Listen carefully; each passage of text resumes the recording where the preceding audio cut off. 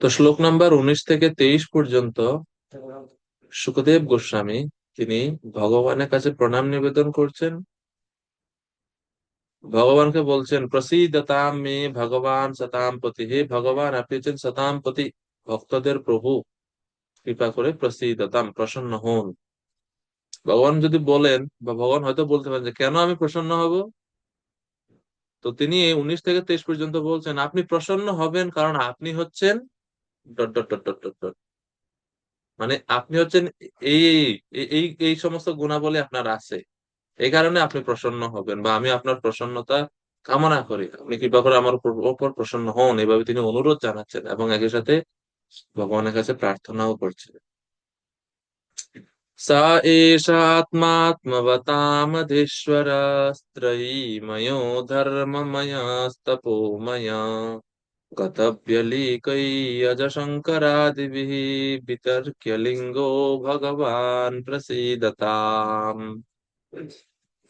তো এই তিনি বলছেন যে আপনি, বিশেষ বিশেষ ব্যক্তিরা আপনাকে পূজা করে, তাই আমার মতো একজনের প্রতি যদি প্রসন্ন না হন তাহলে আপনার রেকর্ড খারাপ হবে। স এষ আত্মা আত্মবতাম অধীশ্বর, যিনি আত্মতত্ত্ববেত্তা, পুরুষদের পরমাত্মা এবং পরমেশ্বর আপনি। তিনি বেদ, ধর্মশাস্ত্র এবং তপস্যার মূর্তমান প্রকাশ। বেদ আদি শাস্ত্রের উদ্দেশ্য আপনাকে খুঁজে পাওয়া, আপনার শরণাগত হওয়া। তিনি ব্রহ্মা, শিব এবং কপটতা রহিত সমস্ত ব্যক্তিদের দ্বারা পূজিত হন। এই প্রকার শ্রদ্ধা ও সম্ভ্রমের আস্পদ পরমেশ্বর ভগবান আমার প্রতি প্রসন্ন হন। তো তিনটা পয়েন্ট এখানে বলছেন, আত্মবতাম বা আত্মতত্ত্ববেত্তা, পুরুষদের পরমাত্মা বা পরমেশ্বর স্বরূপ আপনি, সেজন্য আপনি আমার উপর কৃপা প্রদর্শন করুন, প্রসন্ন হন। আপনি বেদ, ধর্মশাস্ত্র এবং তপস্যার মূর্তিমন প্রকাশ, ত্রয়ীময়, ধর্মময়, তপোময়। ত্রয়ী শব্দের অর্থ বেদকে বোঝানো হচ্ছে, ত্রয়ীময় মানে মূর্তিমান বেদের স্বরূপ আপনি, বেদের উৎস আপনি, বেদান্তকৃত বেদ বিদেব চাহম, ভগবত গীতায় ভগবান বলছে। ধর্মময়, সমস্ত ধর্মের প্রবর্তক আপনি, ধর্মশাস্ত্র প্রবর্তন করেছেন আপনি। ধর্মম তো সাক্ষাৎ ভগবত প্রণীতম, ধর্মময়, ধর্মশাস্ত্রের প্রণেতা আপনি। আর তপোময়, মূর্তিমান তপস্যা স্বরূপ আপনি, তপস্যার লক্ষ্য আপনাকে লাভ করা। আর 3 নাম্বার, অজ শঙ্কর আদেবী, অজ ব্রহ্মাজি, শঙ্কর আদেবী শিব এবং অন্য সমস্ত দেবতারা, এবং গতব্য লিকই, যারা কপটতার ঊর্ধ্বে, তাদের দ্বারা আপনি পূজিত হন, তারা শ্রদ্ধা সহকারে সম্ভ্রমের সহিত আপনার পূজা করে থাকে। তো সেই পরমেশ্বর ভগবান আমার প্রতি প্রসন্ন হন। একই সাথে ভগবানের মহিমাও কীর্তন করছেন এবং ভগবানের কৃপা ভিক্ষা করছেন।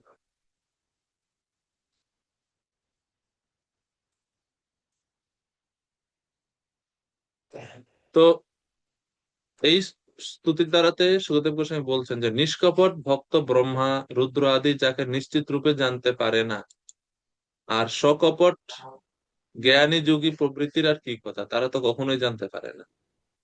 ব্রহ্মাজি, শিবজি তারাও ভগবানকে পূর্ণরূপে জানতে পারে না, তাহলে যারা কপট তারা কিভাবে জানবে ভগবান। তো হে পরমেশ্বর ভগবান, আপনি যদি কৃপা করে প্রসন্ন হন তাহলে আমরা আপনাকে জানতে পারি, নচেত আমার যোগ্যতার দ্বারা আমি আপনাকে জানতে পারবো না।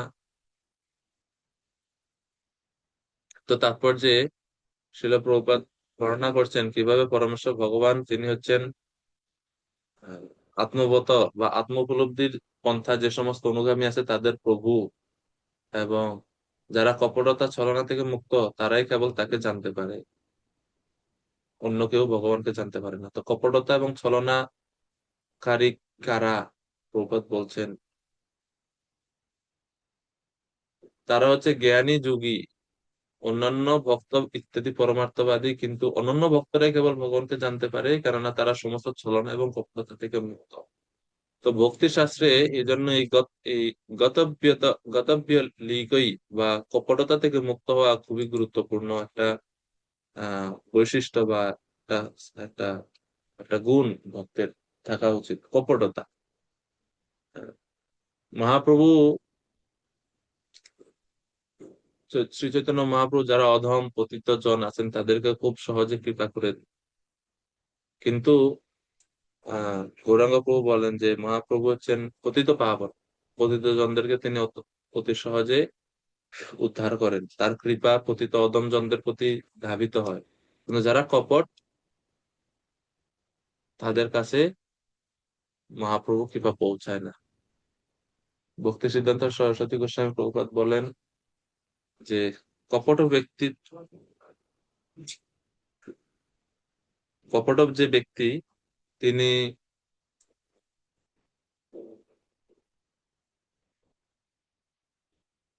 বিষ্ঠার কীটের থেকেও জঘন্য পর্যায়ে। খুব কঠিন, আমি একজাক্ট মনে করতে পারছি না, কিন্তু এরকমই তিনি বলছেন, মানে অর্থটা এইরকম। সুন্দর বাক্য আছে। তো এটা কেন বলছে যে কপটতা মানে হচ্ছে নিজেকে দেখানো, বাইরে একরকম কিন্তু ভিতরে আরেক রকম। সরলতা এর ঠিক বিপরীত হচ্ছে কপটতা। সরলতা হচ্ছে মনের মধ্যে যেটা ভাব, বাহ্যিক ভাবে সেই আচরণ। কপটতা মানে হচ্ছে মনে মনে একরকম চলছে চিন্তাধারা, কিন্তু বাহ্যে বাইরে আরেক রকম আমি বলছি বা আরেক রকম আচরণ করতেছি, এটা হচ্ছে কপটতা। এবং কপটতার উদ্দেশ্যই থাকে সেলফ এক্সপোজ, নিজেকে জাহির করা, নিজেকে দেখানো, বাহবা, সুনাম, যশ, প্রতিষ্ঠা, ছাওয়া। এবং কৃষ্ণ এটা পছন্দ করেন।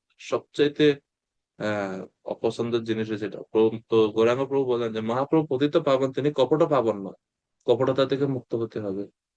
নিজের দুর্বলতা, নিজের কমতি, নিজের অসমর্থতা ভগবানের কাছে নিবেদন করা উচিত, বৈষ্ণবদের কাছে নিবেদন করা উচিত। তাহলে সেই অসমর্থতা, সেই কপটতা, সেই কমতি থেকে আমরা মুক্ত হতে পারবো, সেই দোষ থেকে আমরা বের হতে পারবো।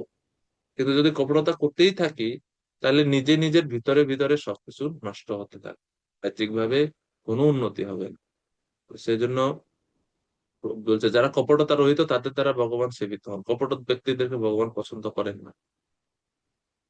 তো প্রভুপাদ বারবার এর জন্য বলছেন যে কপট থেকে মুক্ত হতে হবে। এখানে ব্রহ্মা এবং শিবের দৃষ্টান্ত বিশেষভাবে উল্লেখ করা হয়েছে, কেননা ব্রহ্মা, শিব, লক্ষ্মী দেবী এবং চার কুমার সনক সনাতন আদি হচ্ছে চারটি নিষ্কাম বৈষ্ণব সম্প্রদায়ের প্রবর্তক। তারা সমস্ত কপটতা থেকে মুক্ত। এখানে আবার কপটতার কথা প্রভাত বলছেন, তারা সমস্ত কপটতা থেকে মুক্ত। এবং জীব গোস্বামী গতব্য লিক শব্দ বিশ্লেষণ করে বলছেন প্রজ্জিত কৈতবই রূপে, অর্থাৎ যারা সব রকম কপটতা থেকে মুক্ত, প্রযোজিত কৈতপত্র পরম নির্মৎসরাণাম সতা, কৃষ্ণ ভক্ত নিষ্কাম অতএব শান্ত, ভক্তি মুক্তি সিদ্ধি কামী সকলই অশান্ত।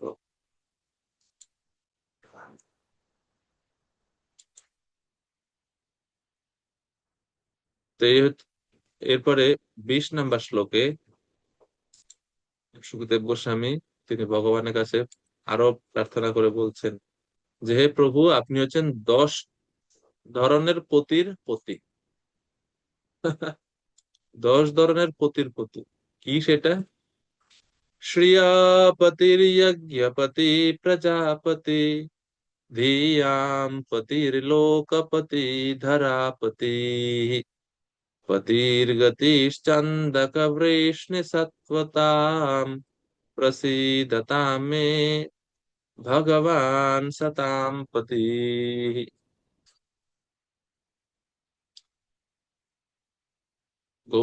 চৈতন্য প্রভু কৃপা করে অনুবাদ করবেন 20 নম্বর শ্লোকের। হরে কৃষ্ণ প্রভু, দণ্ডবৎ প্রণাম। দণ্ডবোধ প্রণাম প্রভু। সমস্ত ভক্তদের আরাধ্য ভগবান, বংশীয় রাজাদের পালক এবং গৌরব ও সৌভাগ্যের অধিষ্ঠাত্রী লক্ষ্মী দেবীর প্রতি, সমস্ত যজ্ঞের নির্দেশক এবং সেই সূত্রে সমস্ত জীবের নায়ক, সমস্ত বুদ্ধিমত্তার নিয়ন্তা, জড় এবং চেতন সমস্ত লোকসমূহের অধীশ্বর এবং পৃথিবীর পরম অবতার সর্বে সর্বা ভগবান শ্রীকৃষ্ণ আমার প্রতি প্রসন্ন হন। হরে কৃষ্ণ। হরে কৃষ্ণ। ধন্যবাদ প্রভুজি। তো সমস্ত কিছুর পতি বলে সুখদেব গোস্বামী ভগবানকে এখানে প্রার্থনা নিবেদন করছেন। হে প্রভু, আপনি হচ্ছেন শতাম পতি। শতাম মানে ভক্তদের আরাধ্য ভগবান হচ্ছেন আপনি। আপনি অন্ধক বৃষ্ণি, অন্ধক পতির গতিশ্চন্দক বৃষ্ণি সত্বতাম, অন্ধক বৃষ্ণি প্রমুখ যদুবংশীয় তাদেরও আপনি পালক। আপনি শ্রীয়পতি, লক্ষ্মী দেবীর পতি আপনি, যজ্ঞপতি আপনি, প্রজাপতি, সবকিছুর পতি হচ্ছে বা মূল সব কিছুর প্রভু হচ্ছেন আপনি। তো যেহেতু সুখদেব গোস্বামী হচ্ছেন একজন বিশিষ্ট কতব্য লিক, যিনি সব রকম ভ্রান্ত ধারণা থেকে মুক্ত, তাই তিনি শ্রীকৃষ্ণকে সমস্ত সিদ্ধির পূর্ণ প্রকাশ পরমেশ্বর ভগবান বলে তার নিজ উপলব্ধি এখানে ব্যক্ত করছেন, এবং তিনি ভগবানের বিশেষ মহিমা এই স্তুতিগুলোর দ্বারা নিবেদন করছেন। সকলে প্রপাত লক্ষ্মীপতি বা শ্রীয়পতি সম্বন্ধে প্রথম তাৎপর্য ব্যাখ্যা করছেন যে এই জগতের সবাই লক্ষ্মী দেবীর কৃপা কটাক্ষ প্রার্থনা করে।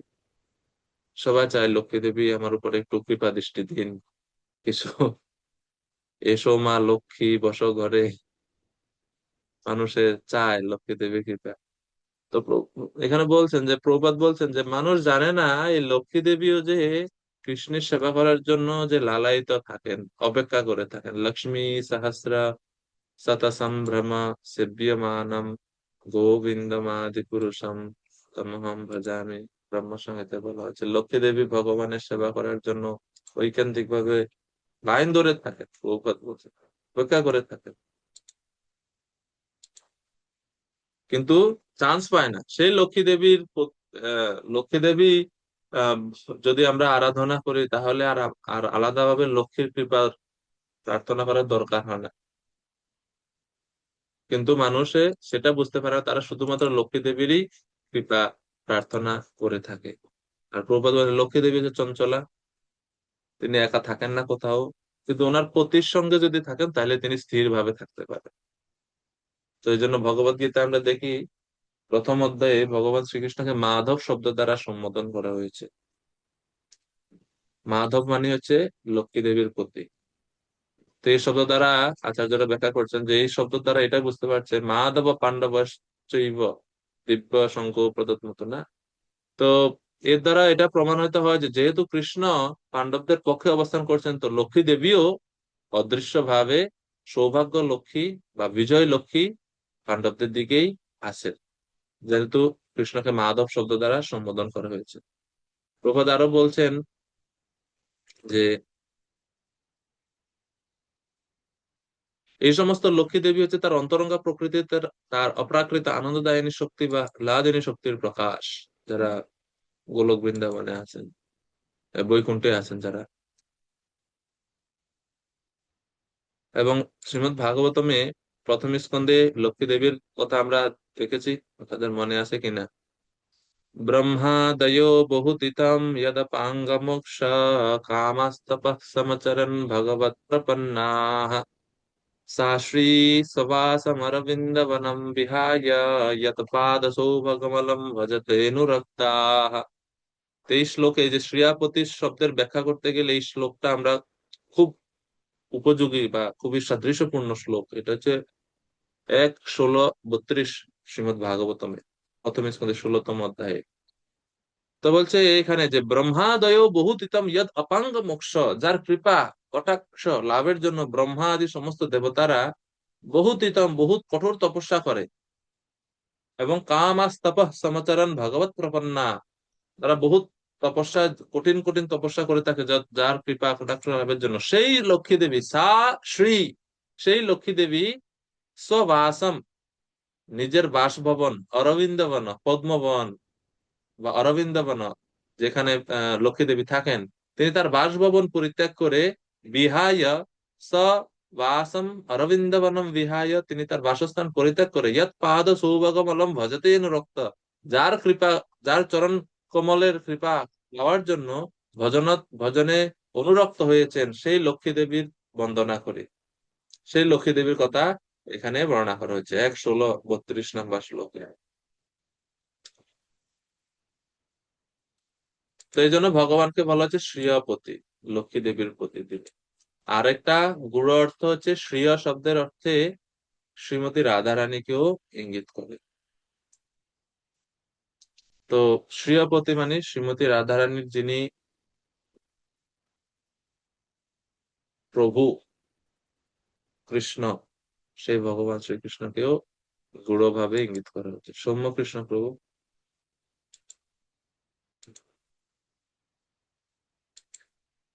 তো বলুন। হরে কৃষ্ণ প্রভু, আমি এটা শ্লোকটা চেষ্টা করছিলাম বার করার, তো ওই জন্য আমি একটু ভুল হয়ে গিয়েছিল, সেই জন্য দেখছিলাম যে মিল ছিল না। এটা তো 1:16:33, তাই তো প্রভু? 1:16:32, 32-33 একসাথেই আছে, 32 নাম্বারটা হ্যাঁ, এটা পুরো হ্যাঁ, মাঝ। হ্যাঁ, হ্যাঁ, হ্যাঁ, ঠিক আছে, ঠিক আছে প্রভু, মিলে গেছে। হ্যাঁ, ঠিক। আচ্ছা হরে আচ্ছা। কৃষ্ণ। তো এবারে প্রভুপাদ সমস্ত এই যে শ্রেয়পতি, যজ্ঞপতি, প্রজাপতি সবগুলো পয়েন্ট এখানে ধারাবাহিকভাবে তাৎপর্যে প্রভুপাদ ব্যাখ্যা করছেন সংক্ষিপ্তভাবে। এবং প্রভুপাদ শেষে বলছেন যে এই শ্লোকে যে বিভিন্ন প্রকার পতির উল্লেখ করা হয়েছে, আমি ভুল বলছি, এটা 10 প্রকার পতি না, 10টা না, কম আছে, গুনতে ভুল হয়েছিল। তো যে বিভিন্ন প্রকার প্রতীক উল্লেখ উল্লেখ করা হয়েছে, সেই সমস্ত যোগ্যতা ভগবান শ্রীকৃষ্ণেরই মধ্যে বিরাজমান। তাই শুকদেব গোস্বামী তাকে বিশেষভাবে যদু বংশের পতি এবং গতি বলে বর্ণনা করছেন।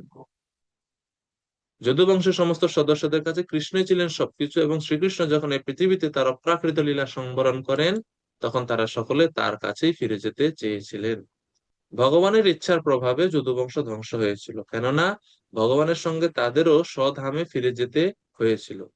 যদুবংশের ধ্বংস প্রকৃতপক্ষে ভগবানের সৃষ্টির ভৌতিক প্রদর্শন। প্রকৃতপক্ষে যদুবংশের সমস্ত সদস্যরা ভগবানের নিত্য পার্ষদ। ভগবান তাই সমস্ত ভক্তদের পথপ্রদর্শক, এবং সেই হেতু সুখদেব গোস্বামী প্রেমাপ্লুত হৃদয়ে তার প্রতি, অর্থাৎ পরমেশ্বর ভগবানের প্রতি শ্রদ্ধা প্রদর্শন করছেন। তো তাৎপর্য শেষ দিকে প্রভুপাদ এই যে যদুবংশের ধ্বংসের কথা বলছেন, পরবর্তীতে তৃতীয় স্কন্ধে ইঙ্গিত করা হয়েছে, এবং একাদশ স্কন্ধে পুরো লীলাটা আছে যে কিভাবে ভগবান যদুবংশকে ধ্বংস করে। তো সেখানে তৃতীয় স্কন্ধে বর্ণনা করা হচ্ছে এবং একাদশ স্কন্ধে যে ভগবান দেখলেন যে যদুবংশ পৃথিবীর ভার স্বরূপ হয়ে আছে। তো যেহেতু তিনি ভার অপনোদনের জন্য আসছেন এই জগতে, সেজন্য তিনি অন্তিমে যদুবংশকে ধ্বংস করেন, এবং এই লীলা রচনা করেন যে নারদ মুনি আদি ঋষিরা ভগবানের বংশধরদেরকে অভিশাপ দিয়েছিলেন, এবং সেই অভিশাপের ফলে তারা সবাই, তাদের বংশ ধ্বংস হয়েছিল। কিন্তু এটা হচ্ছে বাহ্যিক দিক এই লীলা। ভগবানের বংশ ধ্বংস হওয়ার জন্য বা ভগবানের বংশধরদের উপর কোন অভিশাপ কাজ করে না। প্রথমত, অভিশাপ আমাদের উপর প্রযোজ্য, আমরা এই অভিশাপের দ্বারা প্রভাবিত হই, কিন্তু যারা ভগবানের বংশধর, শাম্ব আদি কৃষ্ণের বংশধর, তাদের উপর কোনো অভিশাপ কাজ করে না, বা ঋষিদের অভিশাপ মূল কারণ ছিল না। এবং ভগবানের বংশধরেরাও কখনো কোনো মুনি ঋষিদেরকে অসম্মান বা অশ্রদ্ধা করবেন না। এই পুরো লীলাটা ভগবান তার যোগ মায়ার দ্বারা সম্পাদন করেছিলেন। এই শাম্ব আদি তারা বিমোহিত হয়ে ঋষিদের সাথে ঠাট্টা করা, ঋষিরা অভিশাপ দেওয়া, এই সব কৃষ্ণের ইচ্ছাতে হয়েছিল, যেটা প্রভুপাদ এখানে বলছে। আর তাইলে এখন ভগবানের বংশধরদের উপরে কোনো অভিশাপ লাগবে না, প্রথম কথা। তাইলে প্রভাস ক্ষেত্রে কি হয়েছিল? তো আচার্যরা বর্ণনা করছেন যে যারা ভগবানের শুদ্ধ ভক্ত বা ভগবানের মূল পার্ষদ ছিলেন যাদবদের মধ্যে, তারা ভগবানের ব্যবস্থাপনায় তারা ভগবানের ধামে চলে গেছিলেন। এই সমস্ত যদুবংশীয়দের সকলের সাথে সাথে বিভিন্ন দেবতারা স্বর্গ থেকে এসছেন কৃষ্ণের লীলা সহযোগিতা করার জন্য। তো ওই ওনাদের শরীরে যারা দেবতা অংশ, দেবতারা, সেই স্বর্গের সমস্ত দেবতারা প্রভাস ক্ষেত্রে গিয়ে পরস্পরের সঙ্গে যুদ্ধে লিপ্ত হয়ে প্রথমে পতাকা কাটাকাটি, তারপরে হাতাহাতি, তারপরে লাঠি, এরকা দণ্ড দ্বারা পরস্পরকে আঘাত করে যদুবংশ ধ্বংস হয়।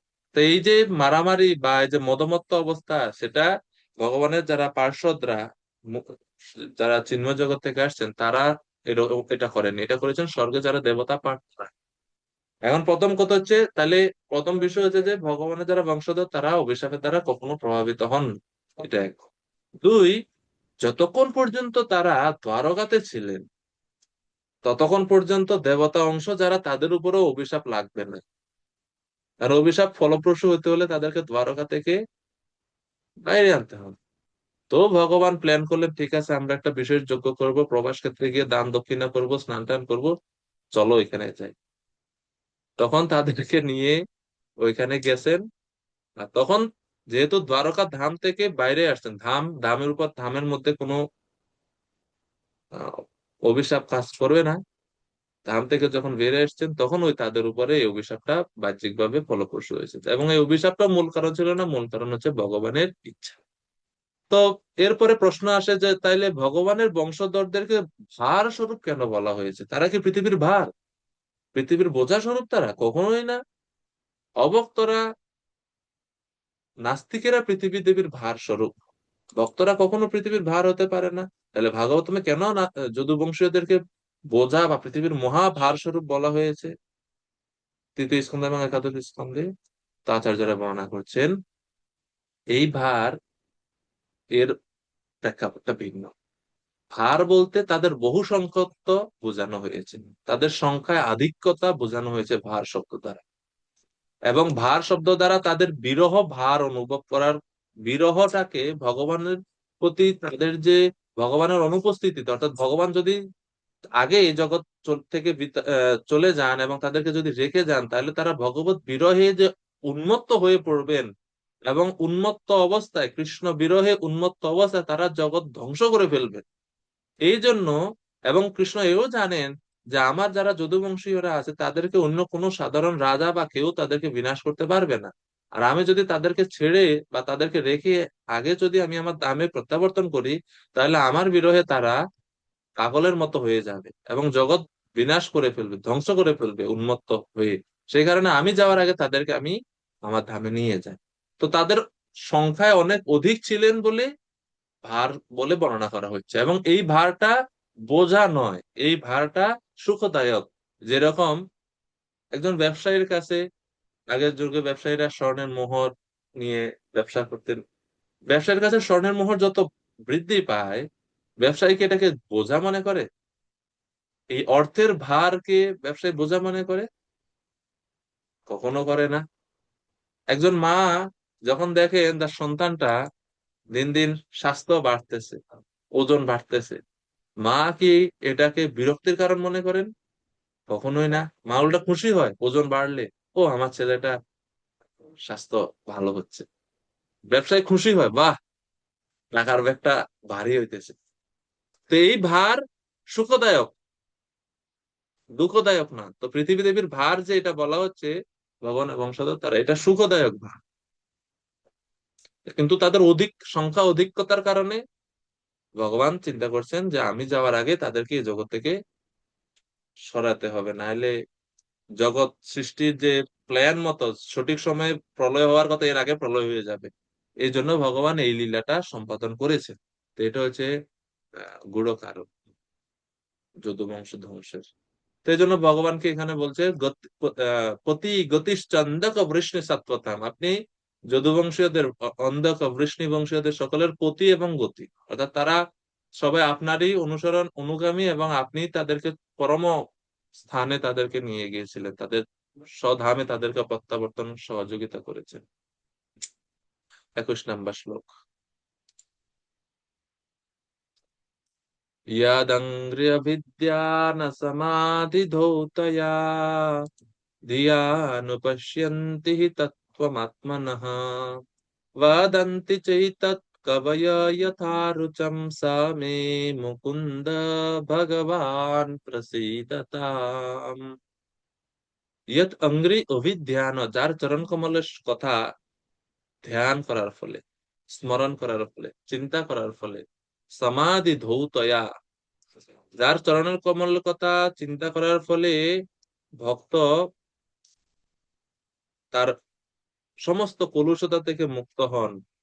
অনুপশ্যন্তি হি তত্ত্বম আত্মনঃ, এবং পরমেশ্বর ভগবানকে, পরম সত্যকে সাক্ষাৎ দর্শন করতে সক্ষম হন। বদন্তি চৈতৎ কবয়ো যথা রুচম, কবয় যারা কবিগণ বা দার্শনিক বিদ্বান পণ্ডিতগণ, যাকে কল্পনা অনুসারে তাদের তাদের কল্পনা অনুসারে যাকে অনুমান করার চেষ্টা করে, স মে মুকুন্দ, সেই পরমেশ্বর ভগবান শ্রী মুকুন্দ আমার প্রতি প্রসন্ন হন। এখানে ভগবানকে এতক্ষণ পর্যন্ত প্রসিদতামে ভগবান সতাম প্রতি বা আগের শ্লোকে ভগবান প্রসিদতাম বলা হচ্ছে, কিন্তু এই শ্লোকে ভগবানকে মুকুন্দ বলে বর্ণনা করা হচ্ছে। পরমেশ্বর ভগবান মুকুন্দ আমার প্রতি প্রসন্ন হন। তো মুকুন্দ শব্দের প্রয়োগের দ্বারা আমরা জানি যে মুকুন্দ শব্দের অর্থ কি। মুকুন্দ শব্দের অর্থ হচ্ছে যিনি মুক্তি প্রদান করতে সক্ষম, সেই ভগবানকে মুকুন্দ বলা হয়। তো সেই পরমেশ্বর ভগবান, মুক্তিদাতা পরমেশ্বর ভগবান আমার প্রতি প্রসন্ন হন, এভাবে বর্ণনা করছেন। সেই শ্রীকৃষ্ণই আমার জ্ঞান প্রদাতা হন। ইয়াদ অঙ্ঘ্রি অভিধ্যান সমাধি ধৌতয়া ধিয়া, যার পাদপদ্মের অভিধ্যান, অভিধ্যান বিশ্বনাথ চক্রবর্তী ঠাকুর বলছেন, যার চরণ কমলের আবেশ, ধ্যানের আবেশ মাত্রই চিত্তের একাগ্রতা লাভ হয়, সমাধি স্তর লাভ হয়, এবং শোধিত বুদ্ধি, বুদ্ধি ধিয়া বা বুদ্ধি পরিষ্কার হয়, মুক্ত হয়ে যায় কলুষতা থেকে। কিন্তু চরণ কমলের অনুচিন্তন ব্যতীত কোন রকম সমাধির দ্বারা নয়। অনুচিন্তন করতে হবে, সব সময় চিন্তা করতে হবে। তো এবং কবিগণ, জ্ঞানীগণ নিজের পাণ্ডিত্য বলে যথা রুচম, নিজ নিজ রুচি অনুসারে সেই পরমাত্মাকে বিভিন্ন ভাবে, ভগবানকে বিভিন্ন ভাবে ব্যাখ্যা করে। কেউ সাকার, কেউ নিরাকার, কেউ আত্মা, পরমাত্মা, অনু পরমাণু ইত্যাদি ইত্যাদি ভাবে ব্যাখ্যা করে। তো সেই পরমেশ্বর ভগবান, যার কৃপাতে বুদ্ধি শোধিত হয়, বুদ্ধি শোধিত হয় বা ধৌতয়া ধিয়া, এই শব্দের দ্বারা সুখদেব গোস্বামী এটা প্রার্থনা করছেন যে হে প্রভু, আপনার চরণ কমলের চিন্তার ফলে বুদ্ধি শুদ্ধতা লাভ করে। আমিও এই বাসনা করি, আপনার চরণ কমলে প্রার্থনা করি, যাতে আমার বুদ্ধি সম্পূর্ণরূপে শুদ্ধ হয়, আমি আপনার কথা যথাযথ চেতনা নিয়ে বা শুদ্ধ চেতনা নিয়ে আপনার কথা আমি যেন বর্ণনা করতে পারি, আপনাকে, আপনার কথা যেন আমার স্মরণ হয়, আমি যেন আপনাকে উপলব্ধি করতে পারি। তো এইভাবে তিনি ভগবানের কাছে তার বুদ্ধি শুদ্ধতার জন্য প্রার্থনা করছে, আমি যেন আপনাকে যথাযথভাবে দর্শন উপলব্ধি করে সেই রূপে বর্ণনাও করতে পারি। এই জন্য ভগবানকে মুকুন্দ শব্দ দ্বারা এখানে সম্বোধন করা হচ্ছে। সেই ভগবান মুকুন্দ আমার প্রতি প্রসন্ন হন। তো শ্রীল প্রভুপাদ বলছেন, যোগীরা ইন্দ্রিয় দমন করার কঠোর প্রয়াস করার পর সমাধিমগ্ন অবস্থায় সকলের হৃদয়ে বিরাজমান ভগবান পরমাত্মাকে দর্শন করতে পারে, কিন্তু ভক্তরা, তারা শুধু ভগবানের চরণ কমলে স্মরণ করার মাধ্যমেই তৎক্ষণাৎ সমাধি যোগে উপস্থিত হতে পারে। এই হচ্ছে ভক্তি যোগের বিশেষত্ব। এবং ভক্তের একমাত্র বাসনা ভগবানের পাদপদ্মের অপ্রাকৃত ধূলিকণায় পরিণত হওয়া, ভগবানের কৃপা লাভ করা। এবং এই জন্য ভক্ত সবসময় ভগবানের কাছে প্রার্থনা করেন, যেরকম সম্রাট কুলশেখর মহারাজ প্রার্থনা করছেন, কৃষ্ণ তদীয় পদ পঙ্কজ পঞ্জরন্তম অদ্বৈব মে বিশতু মানস রাজহংসাঃ প্রাণ প্রয়াণ সময়ে কপবাত পিত্তৈ কণ্ঠাবরোদন বিদৌ স্মরণম কুতস্তে।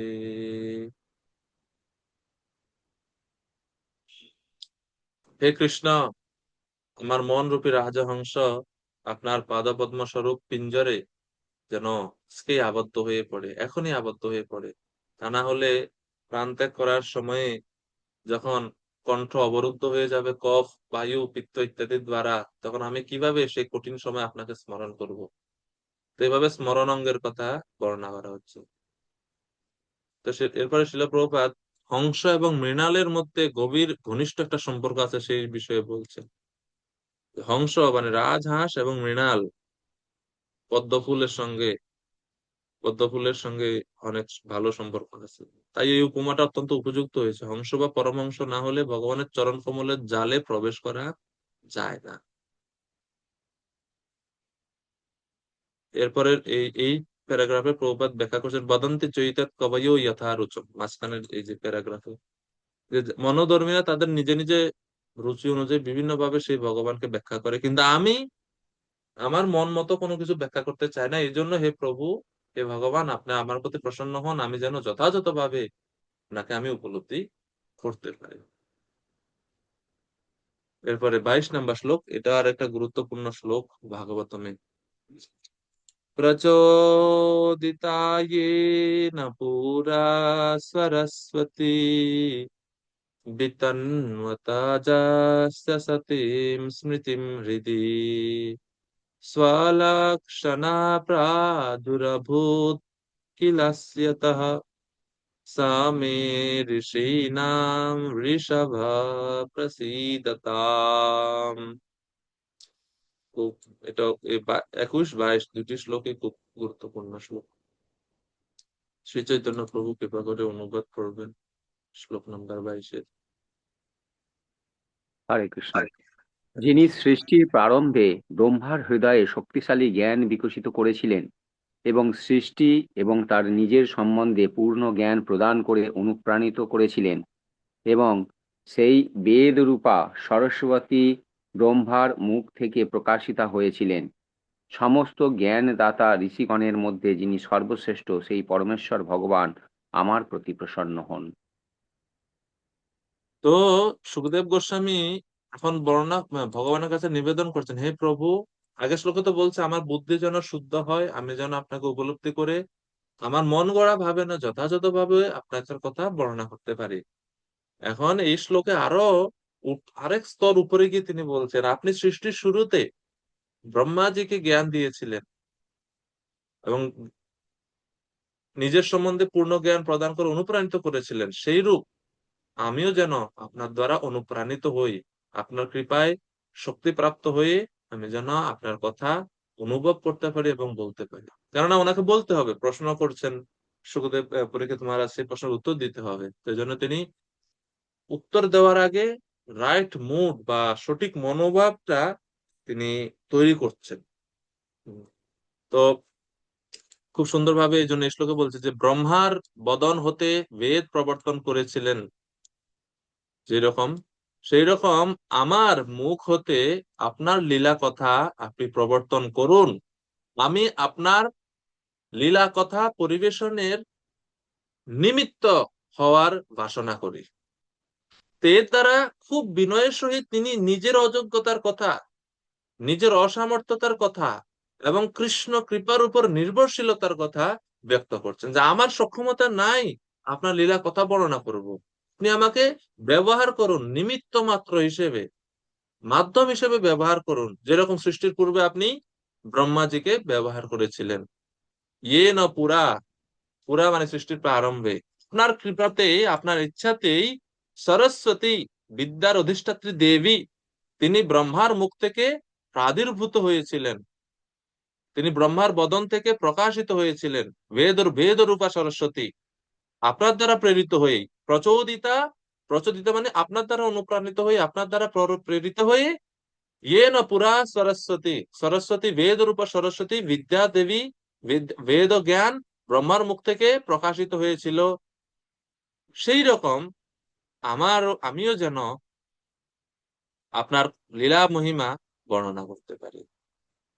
কবে ভগবান এটা করছেন? পুরা কল্পের আদিতে, সৃষ্টির শুরুতে ব্রহ্মার হৃদয়ে তিনি এটা করেছেন, সতী স্মৃতি প্রকাশ করেছিলেন। সতী স্মৃতি মানে পূর্বে, অর্থাৎ পূর্বকল্পে তিনি কিভাবে সৃষ্টি করেছিলেন সেই স্মৃতি আবার ব্রহ্মাজির কাছে এসেছিল ভগবানের প্রদত্ত এই বেদ ও জ্ঞানের মাধ্যমে। সেই সরস্বতী কেমন? স্বলক্ষণা, সেই বাণী রূপিণী সরস্বতী নিজেকে, অর্থাৎ শ্রীকৃষ্ণকেই উপাস্য রূপে বর্ণনা করেছিলেন। তো সরস্বতী দেবী বা বিদ্যা দুই ধরনের বিদ্যা আছে, পরাবিদ্যা, অপরাবিদ্যা। এখানে যে সরস্বতী দেবী স্বলক্ষণা প্রাদুরভূত, এই স্বলক্ষণা মানে হচ্ছে তিনি পরমেশ্বর ভগবান শ্রীকৃষ্ণকেই একমাত্র উপাস্য বলে বর্ণনা করছেন, এবং সেই পরাবিদ্যার কথা তিনি বর্ণনা করছেন। সেই লক্ষ্মীর কৃপা বা সেই রকম লক্ষ্মীর দেবী যেন আমিও সেই লক্ষ্মী দেবীর কৃপা প্রাপ্ত হতে পারি, সেটা তিনি এখানে বর্ণনা করছেন।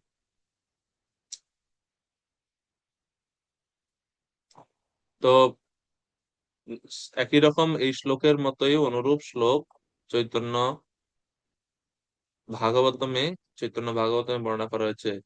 পূর্বে ব্রহ্মা জন্মিলেন নাভি পদ্ম হইতে, তথাপি শক্তি নাই কিছুই দেখিতে, তবে যাবে সর্বভাবে লইলা শরণ, তবে প্রভু কৃপায় দিলেন দর্শন, তবে কৃষ্ণ কৃপায় স্ফুরিল সরস্বতী, তবে সে জানিলা সর্বাবতার স্থিতি। হে না কৃষ্ণ চন্দ্রের দুর্গে অবতার, তান কৃপা বিনেকার শক্তি জানিবার। তো এই শ্লোকের বিষয় খুব সহজভাবে চৈতন্য ভাগবতে বৃন্দাবন দাস ঠাকুর বর্ণনা করছেন। তো শিল প্রভুপাদ ব্রহ্মাজির কথা বর্ণনা করছেন, ব্রহ্মাজির স্থিতিটা কি কোথায়। প্রভুপাদ বলছে, ব্রহ্মা থেকে শুরু করে নগণ্য পিপীলিকা পর্যন্ত সমস্ত জীবের পরমাত্মা রূপে ভগবান সকলকে বাঞ্ছিত জ্ঞান প্রদান করে। জীব ভগবানের শক্তির 64 ভাগের 50 ভাগ বা 78% জ্ঞান অর্জন করতে পারে। জীব যেহেতু তার স্বরূপে ভগবানের বিভিন্ন অংশ, তাই তার পক্ষে ভগবানের পূর্ণ জ্ঞান লাভ করা অসম্ভব। তো এইভাবে প্রভুপাদ ব্যাখ্যা করছেন যে ভগবানের যে গুণাবলী, ব্রহ্মাজির মধ্যে 50টি গুণ আছে, তো সেটা এখানে 50 ভাগ বা 78% বলে ব্যাখ্যা করা হচ্ছে। ব্রহ্মাজির মহিমায় এখানে বর্ণনা করছে কিভাবে ব্রহ্মাজি গর্ভদশায় ভগবান বিষ্ণু নাভিত পদ্ম থেকে উদ্ভূত হলেন এবং বেদের জ্ঞান তিনি প্রাপ্ত হলেন, সেই বিষয়ে প্রভুপাদ ব্যাখ্যা করছে। তো এই শ্লোকের মাধ্যমে শুকদেব গোস্বামী তিনি বলছেন, হে প্রভু, আপনি সমস্ত জ্ঞান প্রদানকারী, কৃপা করে আমার জিহ্বায় শুদ্ধা সরস্বতী দেবী যেন প্রকটিত, আমি যেন আপনার লীলা মহিমা বর্ণনা করতে পারি, সেই কৃপা করুন। শেষ তাৎপর্য শেষে শিল প্রভুপাদ ব্যাখ্যা করছেন, শেষ প্যারাগ্রাফটা দেখুন। নিমাই হরিদাস প্রভু কৃপা করে শেষ প্যারাগ্রাফ তাৎপর্য শেষ একটু কৃপা করে পড়বেন, খুব গুরুত্বপূর্ণ। শ্রীল শুকদেব গোস্বামী ওই লাইনটা। শ্রীল সুখদেব গোস্বামী তার হৃদয়ের অন্তঃস্থলে বিরাজমান ভগবান কর্তৃক অনুপ্রাণিত হয়ে তার কাছে প্রার্থনা করেছেন যে সৃষ্টি সম্বন্ধে মহারাজ পরীক্ষিতের প্রশ্নগুলির উত্তর তিনি যেন যথাযথভাবে দিতে পারেন। সদ্গুরু জড় পণ্ডিতদের মতো মনোধর্মী অনুমানকারী নন, পক্ষান্তরে তিনি হচ্ছেন শ্রোত্রিয়ম ব্রহ্মনিষ্ঠম। হরে কৃষ্ণ। ব্রহ্মনিষ্ঠ, এটা হচ্ছে গুরুর দুইটা গুণ উপনিষদে বর্ণনা করেছে। তদ বিজ্ঞানার্থম স গুরুমেবাভিগচ্ছেৎ সমিৎপানি শ্রোত্রিয়ম ব্রহ্মনিষ্ঠ। পুরো শ্লোক মুন্ডক উপনিষদ, মনে হয় না মুন্ডক উপনিষদের তো। তো বলছে তদ বিজ্ঞানার্থম, সেই পরম তত্ত্ব বিজ্ঞান, পরমেশ্বর ভগবান সম্বন্ধে সাক্ষাৎ উপলব্ধি জ্ঞান জানতে হলে গুরুম এব অভিগচ্ছেৎ, অবশ্যই গুরু শরণাগত হতে হবে। কোন গুরু? গুরু কি যোগ্যতা থাকবে? ও সমিত পানি। তো শিষ্য কিভাবে যাবে? সমিত পানি, অর্থাৎ যজ্ঞের সমিদ হাতে নিয়ে, যজ্ঞের কাষ্ঠ হাতে নিয়ে, অর্থাৎ সেবা ভাব নিয়ে গুরুদেবের কাছে শিষ্য পৌঁছাবে। আর গুরুদেবের কি ভূমিকা থাকবে? গুরুদেব হচ্ছেন শ্রোত্রিয়ম হবেন এবং ব্রহ্মনিষ্ঠ হবেন। শ্রোত্রিয় মানে যে সমস্ত বৈদিক শাস্ত্রে অত্যন্ত পারঙ্গত হবেন, এবং ব্রহ্মনিষ্ঠ মানে পরমেশ্বর ভগবানের ভক্তিতে স্থিত হবেন, শুদ্ধ ভক্ত হবেন, কৃষ্ণ তত্ত্ববেত্তা হবেন। এই দুটি হচ্ছে গুরুদেবের ভূমিকা। আর সুখদেব গোস্বামী একজন আদর্শ সৎ গুরুদেবের ভূমিকা এখানে অবলম্বন করছে, সেই জন্য তিনি ভগবানের কাছে প্রার্থনা করছেন শ্রোত্রয় বা ব্রহ্ম জ্ঞান, বৈদিক তত্ত্ব জ্ঞান, পরমেশ্বর ভগবানের উপলব্ধি জ্ঞান ভগবানের কাছ থেকে লাভ করার জন্য। এবং আমরা এটা দেখি যে সেম থিম শ্রীমদ ভাগবতমের সব জায়গাতে আছে। এখানে সুখদেব গোস্বামী ভাগবত কথা বলার আগে তিনি ভগবানের কাছে প্রার্থনা করছেন। মৈত্র ঋষিকে যখন বিদুর মহাশয় প্রশ্ন করেন, মৈত্র ঋষিও তখন ভগবানের কাছে প্রার্থনা করে কথা বলা শুরু করেন। যখন ধ্রুব মহারাজের সামনে পরমেশ্বর ভগবান শ্রীহরি আবির্ভূত হন, তখন ধ্রুব মহারাজ ভগবানের স্তুতি নিবেদন করবেন কিভাবে বুঝতে পারছেন না। ভগবান যখন মস্তকে শঙ্খ স্পর্শ করলেন, সমস্ত এই শঙ্খকে বলা হচ্ছে ব্রহ্মময় না কম্ভুনা, ব্রহ্মময়, ব্রহ্ম বৈদিক তত্ত্বজ্ঞানে পরিপূর্ণ এই ব্রহ্ম এই শঙ্খ ছিল। এবং এই শঙ্খের স্পর্শের সাথে সাথে সমস্ত বৈদিক জ্ঞান ধ্রুব মহারাজ লাভ করেছিলেন। এবং তখন ধ্রুব যখন প্রার্থনা নিবেদন করা শুরু করে ৪র্থ স্কন্ধের ৯ম অধ্যায়ে, এই প্রার্থনা করতে গিয়ে ধ্রুব মহারাজ প্রথম শ্লোকে ভগবানের কাছে প্রার্থনা জানাচ্ছেন, ভগবানের কাছে প্রার্থনা জানাচ্ছেন যেন ভগবানের কাছে প্রার্থনা করতে পারে।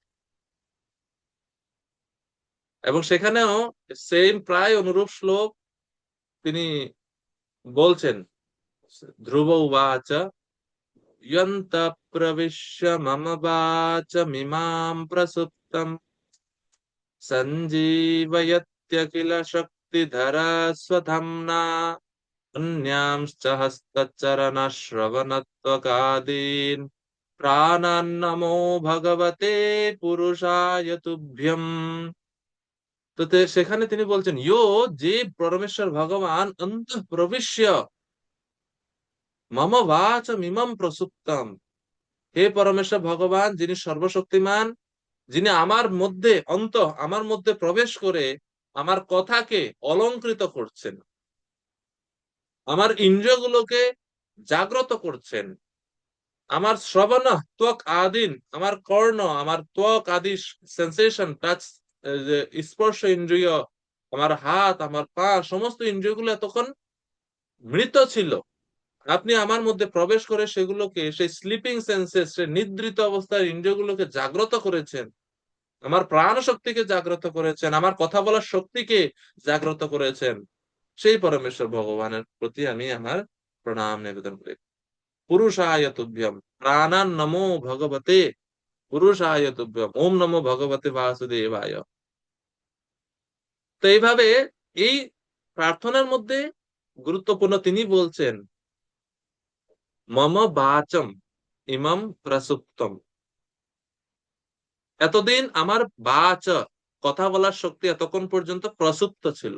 প্রসুপ্ত মানে ইনঅ্যাক্টিভ অর ডেড, নিষ্ক্রিয় ছিল।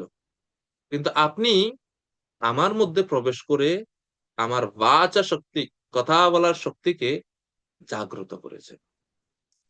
সেম থিম সুখদেব গোস্বামীও বলছেন, ये प्रचोदिता येन पुरः सरस्वती वितन्नता जस्य सतिं स्मृतिं हृदि स्वलक्षणा प्रादुरवित् किलास्यत समे ऋषीणां ऋषभः प्रसीदतम्। আপনার সৃষ্টির শুরুতে ব্রহ্মাজির মুখ থেকে যেরকম সরস্বতী রূপী বেদ প্রকাশিত হয়েছিল, আমিও যেন সেই আপনার লীলা কথা রূপী সেই তত্ত্ব জ্ঞান আমি যেন লাভ করতে পারি। তো এইভাবে তিনি নিজের কোনো কৃতিত্ব এখানে প্রকাশ করছেন না, তিনি ভগবানের অনুগ্রহের উপর অপেক্ষা করছেন।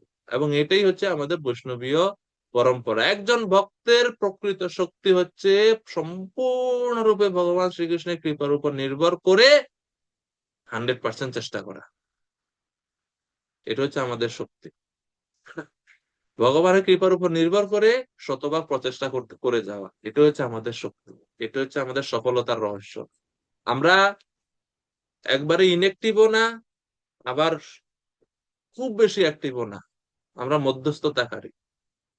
দুইটা মার্গ আছে, এক হচ্ছে শুধু কৃষ্ণের কৃপার উপর নির্ভর করে বসে থাকা, নিজে কিচ্ছু না করা।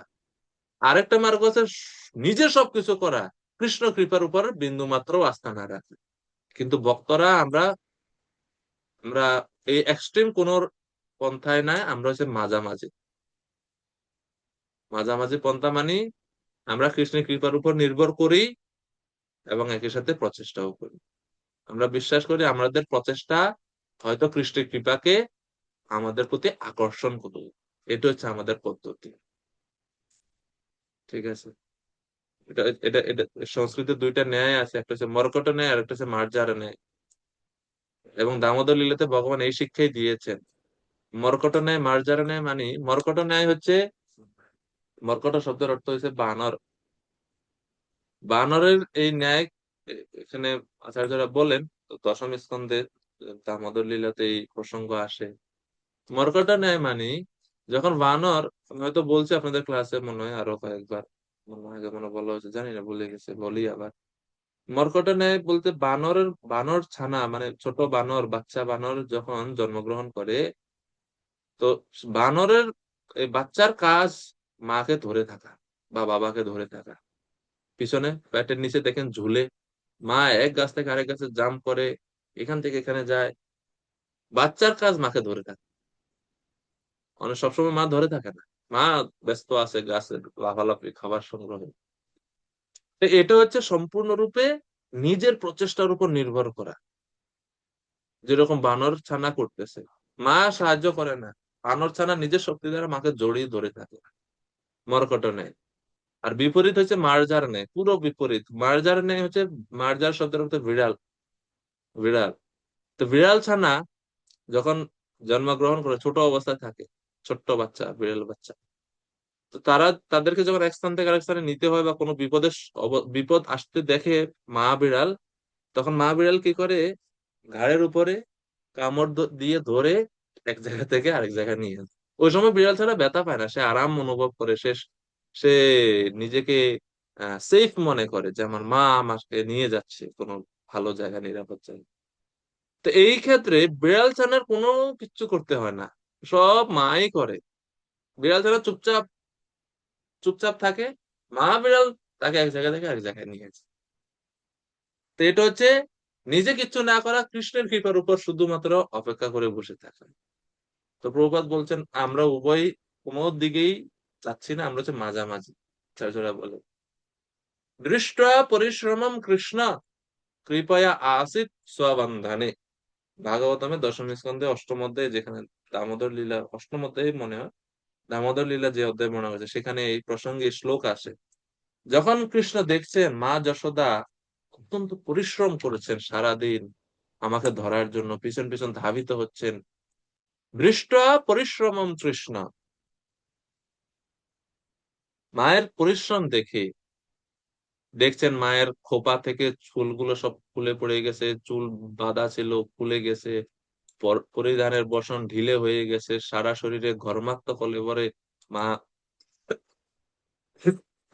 খুব জোরে জোরে শ্বাস নিচ্ছেন। যখন দেখছেন মায়ের প্রচেষ্টা, মায়ের পরিশ্রম, কৃষ্ণ কৃপয়া আসিত, তখন কৃষ্ণের কৃপা শক্তি সামনে চলে আসলেন।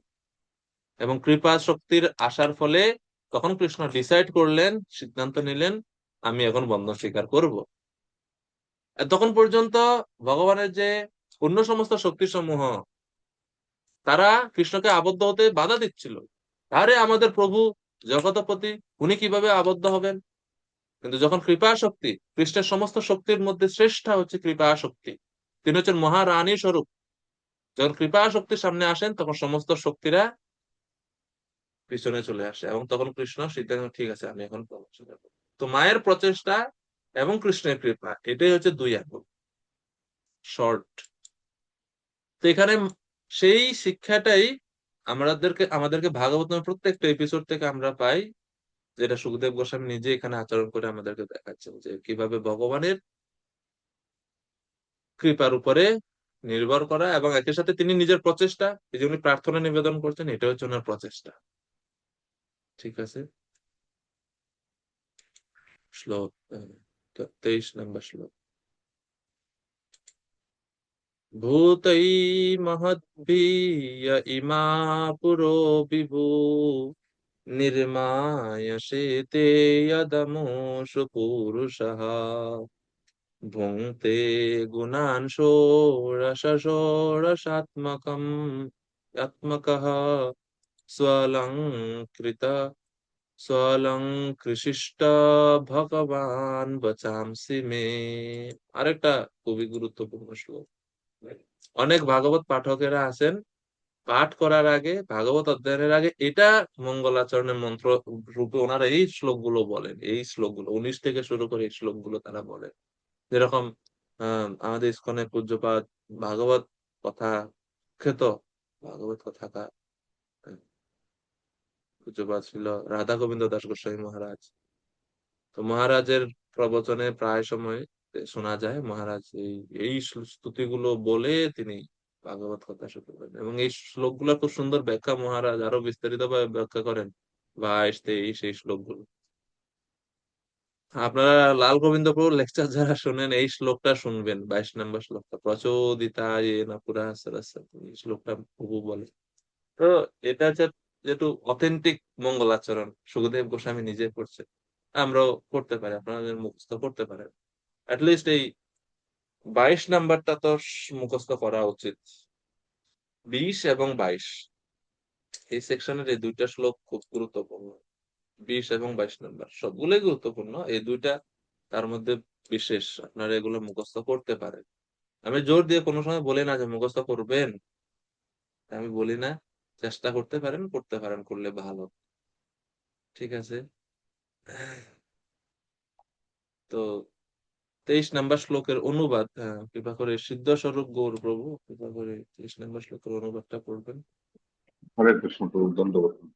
ধন্যবাদ প্রভু। যে যে পরমেশ্বর ভগবান ব্রহ্মাণ্ডের অভ্যন্তরে শয়ন করে প্রকৃতির উপাদান থেকে সৃষ্ট সমস্ত শরীরকে উজ্জীবিত করেন এবং পুরুষাবতার রূপে জীবকে তার জড় শরীরের জনক 16টি গুণের একাদশ ইন্দ্রিয় এবং পঞ্চ মহাভূত অধীনস্থ করেন, সেই ভগবান যেন আমার প্রতি প্রসন্ন হয়ে আমার বাণীকে অলঙ্কৃত করেন। হরে কৃষ্ণ। হরে কৃষ্ণ। ধন্যবাদ প্রভুজি। তো এই শ্লোকটাও খুবই উম গুরুত্বপূর্ণ অর্থযুক্ত শ্লোক। ঠিক আছে।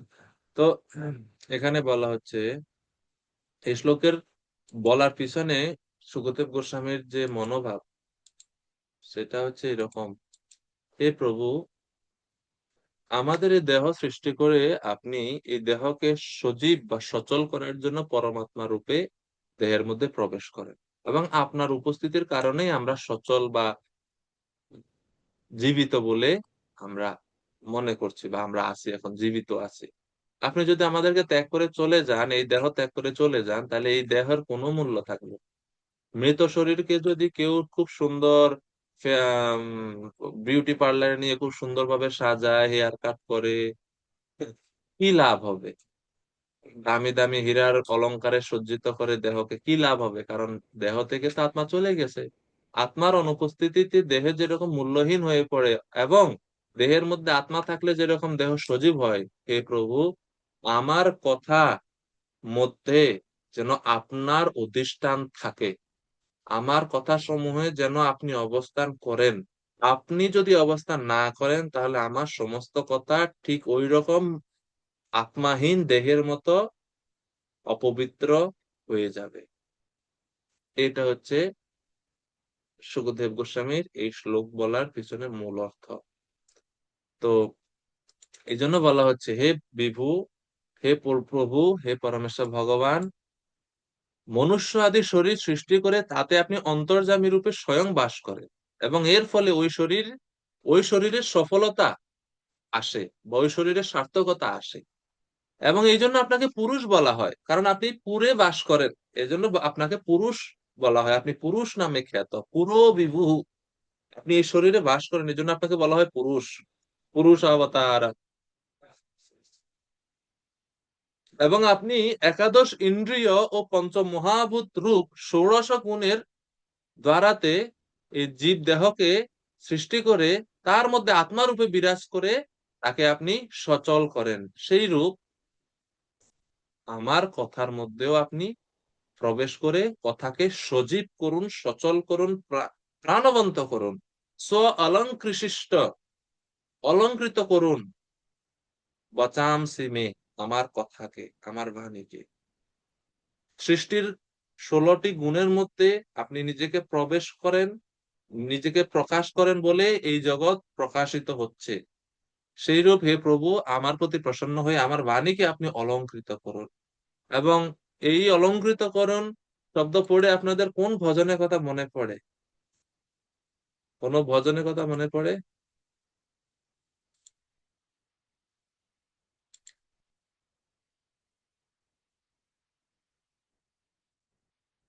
একটু চিন্তা করেন।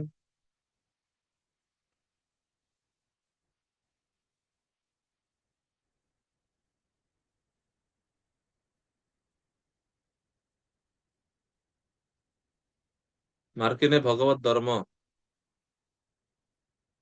ভজন, কারা কারা পারেন মার্কিনে ভগবত ধর্ম ভজন? পারেন না মানে শুনছেন বা পড়ছেন একবার করে হলেও? হাত উঠান দেখি। মোটামুটি অনেক ভক্তরা আছেন। হরি বল। তো এই মার্কিনে ভগবত ধর্ম ভজনের মধ্যে খুব সুন্দর একটা লাইন আছে: প্রভুপাদ লিখছেন, প্রভুপাদের লেখা পর্যন্ত ভাগবতের কথা সেই তব অবতার, ধীর হইয়া শুনে যদি কানে বারবার। তো এভাবে তিনি বলছেন যে হে প্রভু, প্রভুপাদ প্রার্থনা করছেন ভাগবতের কথা সেই তব অবতার, আপনার অবতার হচ্ছে ভাগবত, ধীর হইয়া শুনে যদি তারা কানে বারবার, তারা যদি বারবার সেটা ধীর হয়ে শুনে তাহলে তারা এটা বুঝতে পারবে। রজস্তমা হতে তবে পাইবে নিস্তার, হৃদয়ের ভদ্র সব সব গুছিবে তাহার। তখন রজতম হতে তারা নিস্তার পাবে, হৃদয়ের সমস্ত অভদ্র দূর হয়ে যাবে। এরপরে প্রভুপাদ বলছেন, কি করে বুঝাবো কথা বড় সেই চাহি, পুত্র আমি দীনহীন কোনো শক্তি নাহি। প্রভুপাদ বলছে কি করে আমি তাদেরকে বোঝাবো, কিভাবে বোঝালে তারা আপনার কথা বুঝতে পারবে, বড় সেই চাই, সেই বর আমি চাই। যেরকম সুখদেব গোস্বামী বলছেন, আমার কথাতে আপনি অবস্থান করুন, কথাকে প্রাণবন্ত করুন।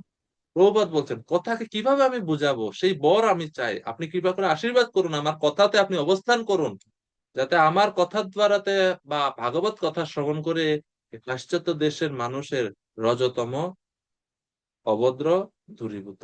ক্ষুদ্র আমি, প্রবাদ কত দৈন্যতা সহকারে বলছে, ক্ষুদ্র আমি দীনহীন কোনো শক্তি নাই, অথচ এনেছ প্রভু কথা বলিবারে, যে তোমার ইচ্ছা প্রভু কর এইবারে।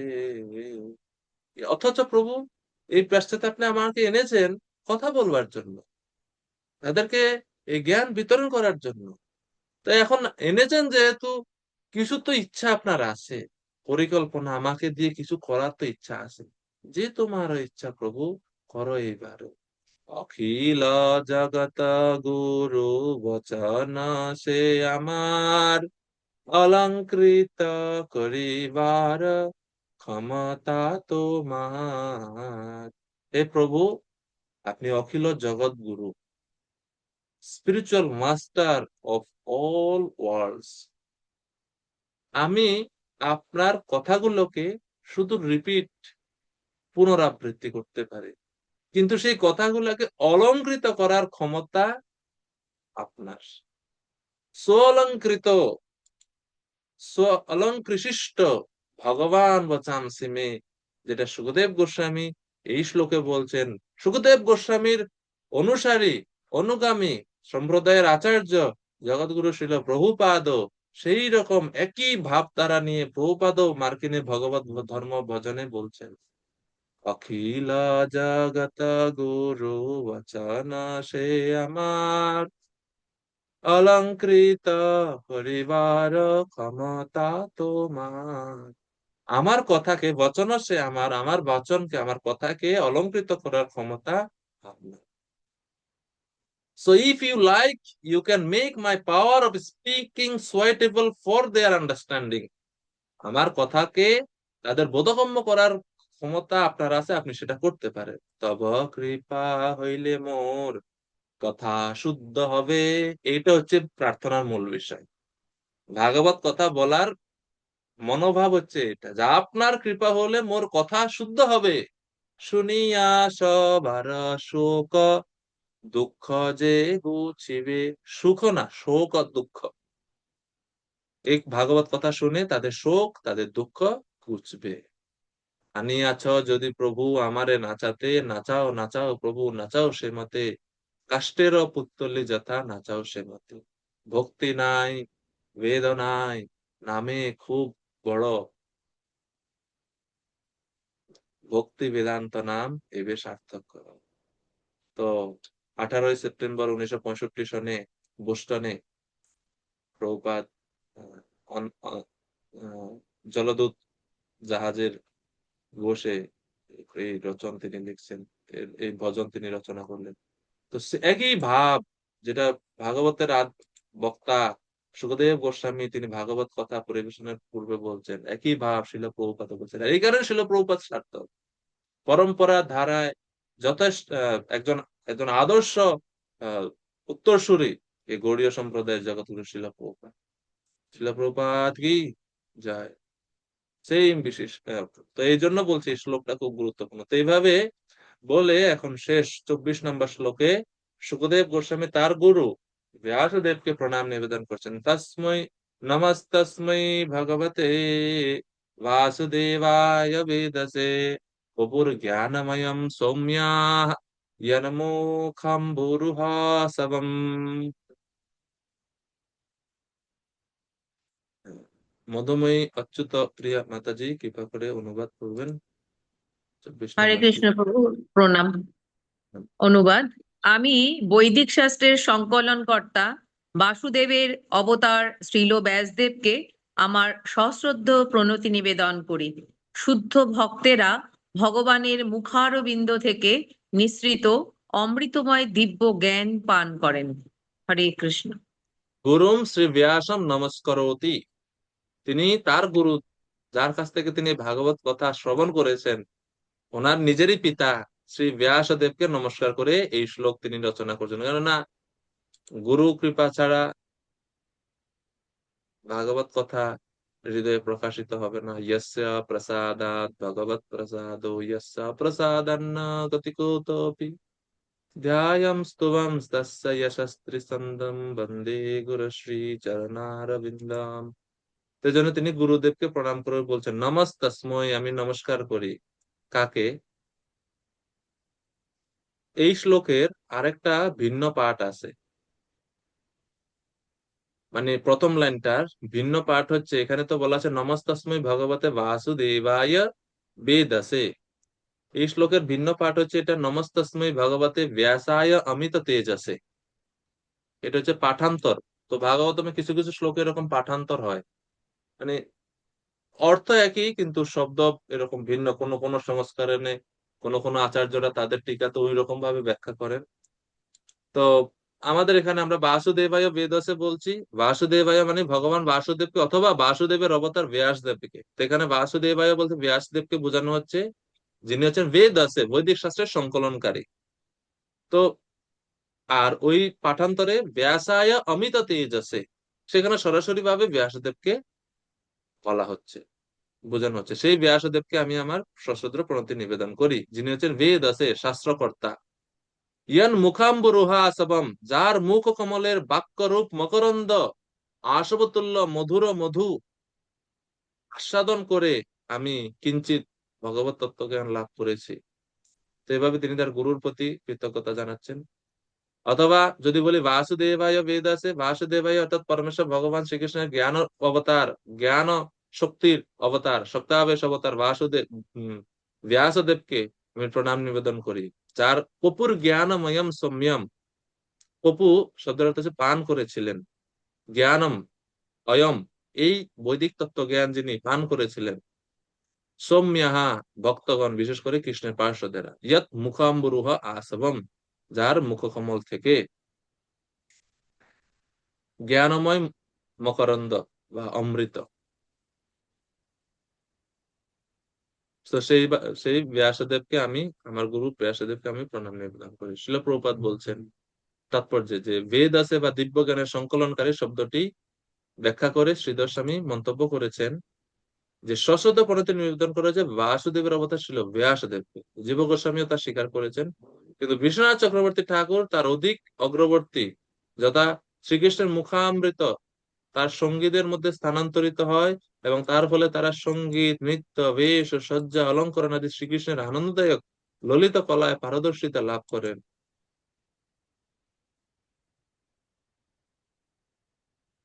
এই প্রকার সঙ্গীত, নৃত্য এবং অলঙ্করণ যা ভগবান উপভোগ করেন তা কখনোই জড়জাগতিক নয়, কেননা শুরুতেই ভগবানকে পরা বা চিন্ময় বলে সম্বোধন করা হয়েছে। তো এইভাবে বিষ্ণু চক্রবর্তী ঠাকুর আর একটু শৃঙ্গার রসের এখানে ব্যাখ্যা দিচ্ছেন। তো এরপরে প্রভুপাদ সমন্বয় করছেন যে তাই মানুষের কর্তব্য বৈদিক শাস্ত্র বা শৃঙ্গার রসে ভগবান থেকে তার নিত্য সহচরীদের মধ্যে সঞ্চারিত অমৃত ব্যাসদেব বা সুখদেবের মুখপদ্ম থেকে শ্রবণ করার মাধ্যমে হৃদয়ঙ্গম করার চেষ্টা করা। অপ্রাকৃত জ্ঞানের ক্রমবিকাশের ফলে ভগবান কর্তৃক রাসলীলায় পরিবেশিত সঙ্গীত এবং নৃত্যের অপ্রাকৃত কলা হৃদয়ঙ্গম করার স্তরে উন্নীত হওয়া যায়। ভগবানের শুদ্ধ ভক্ত কিন্তু গভীর দার্শনিক আলোচনা এবং রাস নৃত্যে ভগবানের চুম্বন রূপ অমৃত সমভাবে সাধন করেন, কেননা এই দুইয়ের মধ্যে কোনো পার্থক্য নেই। তো এরপরে প্রার্থনার শেষে বা মঙ্গলাচরণ শেষে এখন সুখদেব গোস্বামী বলছেন, হে রাজন, সে 25 নম্বর শ্লোক, एतत् एवात्मभूराजन्नारदाय विपृच्छते वेदगर्भभ्यदात् साक्षात् यदाह हरिरात्मनः। হে রাজন, প্রথম জন্ম থেকেই যার মধ্যে বৈদিক জ্ঞানের সঞ্চার হয়েছিল, তার সেই পুত্র ব্রহ্মাকে ভগবান নিজে নিজে মুখে যে জ্ঞান দান করেছিলেন, ব্রহ্মা ও নারদ কর্তৃক জিজ্ঞাসিত হয়ে তাকে সেই কথাই বলেছিলেন। অর্থাৎ, হে পরীক্ষিত, ব্রহ্মা নারদের সংবাদের উদ্ধৃতি করে আমি আপনার জিজ্ঞাসিত প্রশ্নসমূহের উত্তর প্রদান করব। তো এটা হচ্ছে ভাগবতের পরম্পরা। যখন পরীক্ষিত মহারাজ কোনো প্রশ্ন করেন, সুখদেব গোস্বামী তার নিজের মতো কোনো উত্তর না দিয়ে বলেন যে হ্যাঁ, পূর্বে নারদ মুনি ব্রহ্মাজিকে যখন প্রশ্ন করেছিলেন, ব্রহ্মাজি এই সেম প্রশ্নে, আপনার অনুরূপ প্রশ্নের উত্তর দিয়েছিলেন এইভাবে, আমি তার কথা আমি উদ্ধৃতি করছি। তো এইভাবে গুরু পরম্পরার দ্বারা জ্ঞানের এটা হচ্ছে সুন্দর দিক, যে আমরা আমাদের পূর্বতন আচার্যদের যে বাণীগুলো বা তাদের যে মত, সেই মতগুলোই আমরা পুনরাবৃত্তি করি এবং এইভাবে আমরা তাদের কৃপাও লাভ করি এবং শুদ্ধ জ্ঞানের পরম্পরাটাও প্রবাহিত হতে থাকে। তো কিভাবে ভগবানের নাভি থেকে ব্রহ্মাজি উৎপত্তি এবং জ্ঞান লাভ করলেন, তা এখানে প্রভুপাদ ব্যাখ্যা করছেন। শুরুতে নারদ মুনি কর্তৃক জিজ্ঞাসিত হয়ে ব্রহ্মা সাক্ষাৎ ভগবানের কাছ থেকে যে জ্ঞান শ্রবণ করেছিলেন সেই জ্ঞান নারদকে দিয়েছিলেন, এবং নারদ আবার ব্যাসদেবের কাছে সেই জ্ঞান প্রদান করেছিলেন, এবং ব্যাসদেবের কাছ থেকে সুখদেব গোস্বামী সেই জ্ঞান লাভ করেছিলেন। এটা হচ্ছে যথার্থ পরম্পরা ধারা। তাই সুখদেব গোস্বামী ভগবানের কৃপা প্রার্থনা করেছেন যাতে ভগবান সাক্ষাৎ ব্রহ্মাকে যে জ্ঞান দান করেছিলেন অথবা ব্রহ্মা সাক্ষাৎ নারদ মুনিকে যে জ্ঞান দান করেছেন তা যেন তিনি যথাযথভাবে পুনরাবৃত্তি করতে পারেন। এটা হচ্ছে বৈদিক জ্ঞানের পরম্পরা। ইতি সৃষ্টি প্রকরণ নামক শ্রীমদ ভাগবতে দ্বিতীয় স্কন্ধের 4th অধ্যায়ের ভক্তি বেদান্ত তাৎপর্য। হরে কৃষ্ণ কৃষ্ণ কৃষ্ণ হরে হরে, হরে রাম রাম রাম হরে হরে। তো সংক্ষিপ্ত ভাবে আমরা এই 4th অধ্যায়ে দেখলাম কি, যে পরীক্ষিত মহারাজ তিনি নিজেকে সম্পূর্ণরূপে অপ্রাকৃত স্তরে অধিষ্ঠিত করেছেন এবং তিনি ভগবানের কথা শ্রবণ করার জন্য সুখদেব গোস্বামীর কাছে প্রশ্ন করে রাখছেন। সুখদেব গোস্বামী সেই প্রশ্নের উত্তর দেওয়ার জন্য নিজেকে প্রস্তুত করছেন মঙ্গলাচরণের মাধ্যমে। তো উত্তর দিবেন সামনের অর্থাৎ 5ম অধ্যায় থেকে শুরু করে। 5ম অধ্যায়ে তিনি ব্রহ্মা নারদ সংবাদ এর উদ্ধৃতি করবেন। সৃষ্টির শুরুতে মানে আদিতে কিভাবে নারদ মুনি একবার ব্রহ্মার কাছে গিয়ে জিজ্ঞেস করেন, পিতাজি, আপনি তো সর্বেশ্বর, আপনি তো পরমেশ্বর, আপনি জগৎ সৃষ্টি করেছেন, সকল জীবকে রূপ দান করেছেন, সবাইকে লালন পালন করছেন। তা আপনি যদি পরমেশ্বর হন, তাহলে সন্দেহ হচ্ছে আমার মনে, আপনি আবার কার তপস্যা করেন? এই মালা টালা হাতে চোখ বন্ধ করে কার ধ্যান করেন? আমার কাছে তো আপনি পরমেশ্বর। আপনি যদি পরমেশ্বর হন, পরমেশ্বর তো কারো আরাধনা করে না, আপনি কার তপস্যা করছেন? তখন ব্রহ্মাজি বলেন, আরে এইটা হচ্ছে ভগবানের মায়ার প্রভাব। ভগবানের মায়ার দ্বারা প্রভাবিত হয়ে মানুষ মনে করে আমি হচ্ছে স্রষ্টা। আসলে আমি মূল স্রষ্টা নয়। ভগবান যা কিছু সৃষ্টি করেছেন, ভগবানের সৃষ্ট বস্তু সমূহকে বা ভগবানের সৃষ্টিকেই আমি আবার পুনরাবৃত্তি বা সেগুলোকে আমি পুনরায় মডিফাই করে বিভিন্ন রূপ দান করি মাত্র। এ না সরচিতম বিশ্বম রচিতম রচয়ামি আহম, এরকম একটা সুন্দর শ্লোকে তিনি বলছেন। আমি সৃষ্টিকর্তা নয়, পরমেশ্বর ভগবান হচ্ছেন সৃষ্টিকর্তা। তো তখন নারদ মুনি এই 5ম অধ্যায়ের শুরুতেই 6টা প্রশ্ন করে, এবং সেই সব প্রশ্নের উত্তর দিতে গিয়ে মোটামুটি দ্বিতীয় স্কন্ধ শেষ। শেষ না মানে 5, 6 এই 2 অধ্যায় শেষ হয়ে যায় এই 6টা প্রশ্নের উত্তরে। তা আমরা আগামী ক্লাসে এই প্রশ্নগুলো আমরা আজকে পড়বো, আগামী ক্লাসের উত্তরগুলো দেখবো। তো আমরা এখন যাচ্ছি পঞ্চম অধ্যায়ে। পঞ্চম অধ্যায়ের নাম হচ্ছে সর্বকারণের পরম কারণ। তো পঞ্চম অধ্যায়ে মোট শ্লোক আছে 42টি। প্রথমে 1 থেকে 8 নম্বর শ্লোকে নারদের প্রশ্ন, বিশ্বাস এবং বিভ্রান্তি এই বিষয়গুলো বর্ণনা করেছে 1 থেকে 8 নম্বর শ্লোকে। 9 থেকে 13 নম্বর শ্লোকে ব্রহ্মা নারদের যে বিভ্রান্তি সেটা তিনি নাশ করেন এবং প্রকৃত সত্য কি সেটা তিনি ব্রহ্মাজি নারদ মুনির কাছে প্রকাশ করেন, তা 9 থেকে 13 নম্বর শ্লোকে বর্ণনা করা হয়েছে।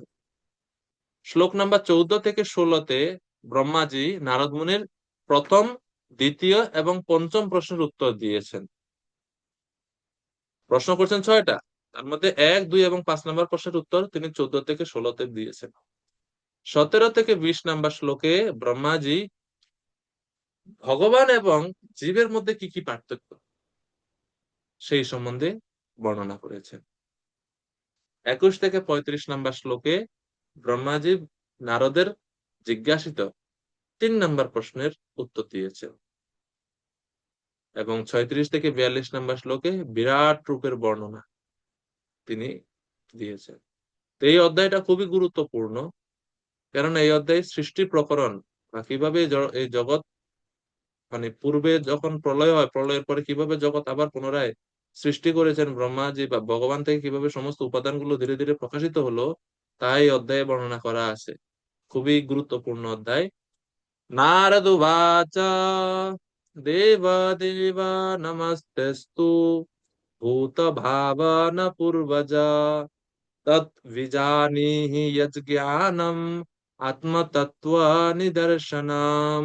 নারদ মুনি তো এই কথাগুলো এখন নারদ মুনি কোত্থেকে আসতেছে না, ওই যে সুখদেব গোস্বামী পরীক্ষিত মহারাজকে ব্রহ্ম নারদ সংবাদ উদ্ধৃতি দিচ্ছেন। তো নারদ মুনি ব্রহ্মাজির কাছে গিয়ে বলছেন দেব দেব নমস্তেস্তু, হে দেবাদি দেব, হে সমস্ত দেবতারও দেবতা, প্রথম জন্মা, আমি আপনাকে আমার সশ্রদ্ধ প্রণতি নিবেদন করি। কৃপা করে আপনি আমাকে দিব্য জ্ঞান দান করুন। তদ বিজানিহি ইয়াদ জ্ঞানম আত্মতত্ত্ব নিদর্শনম, যে জ্ঞান মানুষকে আত্মা এবং পরমাত্মার তত্ত্ব বিশেষভাবে বুঝতে সহযোগিতা করে, সেই জ্ঞান আত্মতত্ত্ব নিদর্শন, আত্মতত্ত্ব জ্ঞান কৃপা করে আমাকে নির্দেশ করুন, আমি আপনার কাছ থেকে জানতে চাই। তো প্রভুপাদ বলছেন এখানে গুরু শিষ্য পরম্পরার প্রণালীর সার্থকতা পুনরায় প্রতিপন্ন হয়েছে। তদ্বিদ্ধি প্রণিপাতেন পরিপ্রশ্নেন সেবয়া। তো নারদ মুনি ব্রহ্মাজির কাছে এসে, ব্রহ্মাজি যেহেতু নারদ মুনির গুরু এবং পিতা, প্রণাম নিবেদন করে প্রশ্ন করছেন। কি প্রশ্ন? নারদ, কি জানতে চাও, কি বিষয়ে তোমার জ্ঞান জানার অভিলাষ, বলো। তো নারদ মুনি 2 নম্বর শ্লোকে ওনার প্রশ্ন জিজ্ঞাসা করছে। 2 নম্বর শ্লোকে 6টা প্রশ্ন জিজ্ঞেস করে নিছেন এক শ্লোকে। তো ওনার প্রশ্ন হচ্ছে এটা,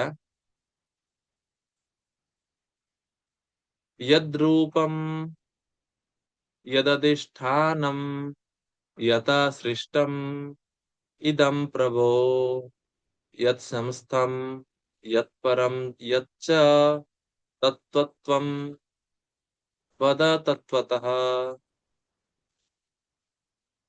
এটা হচ্ছে নারদ মুনির প্রশ্ন। কঠিন, হ্যাঁ? আচ্ছা, সৌম্য কৃষ্ণ প্রভু কৃপা করে অনুবাদ করবেন শ্লোকের। হরে কৃষ্ণ, দণ্ডবত প্রণাম প্রভু। ধন্যবাদ। হে পিতা, কৃপা করে আপনি আমাকে এই ব্যক্ত জগতের বাস্তবিক লক্ষণ সমূহ বর্ণনা করুন।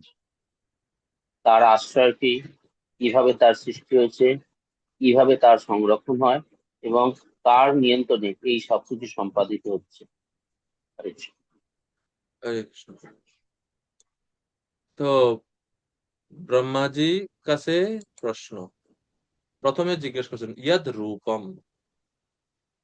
ইয়াদ রূপম এর অর্থ হে পিতাজি, হে আমার গুরুদেব, জগতের লক্ষণ সমূহ কি তা কৃপা করে বলুন। প্রথম প্রশ্ন, ইয়দ রূপম মানে জগতের লক্ষণ সমূহ কি কি তা বলুন।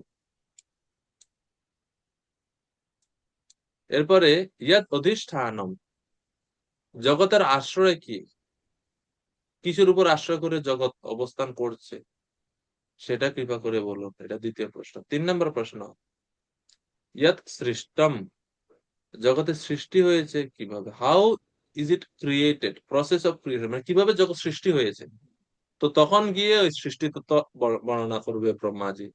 তো জগৎ কিভাবে সৃষ্টি হয়েছে তা কৃপা করে বলুন। এটা 3 নম্বর প্রশ্ন। চতুর্থ প্রশ্ন, ইয়ৎ সমস্তম, ইয়ৎ সমস্তম মানে প্রলয় যখন হয়, ব্রহ্মাণ্ডের যখন অবসান হয়, প্রলয় হয়, প্রলয়ের পর এটা কোথায় লীন হয়ে যায়, কোথায় হারিয়ে যায়, তখন তো ব্যক্ত থাকে না, অব্যক্ত অবস্থায় কোথায় যায় এটা, সেটা কৃপা করে বলুন।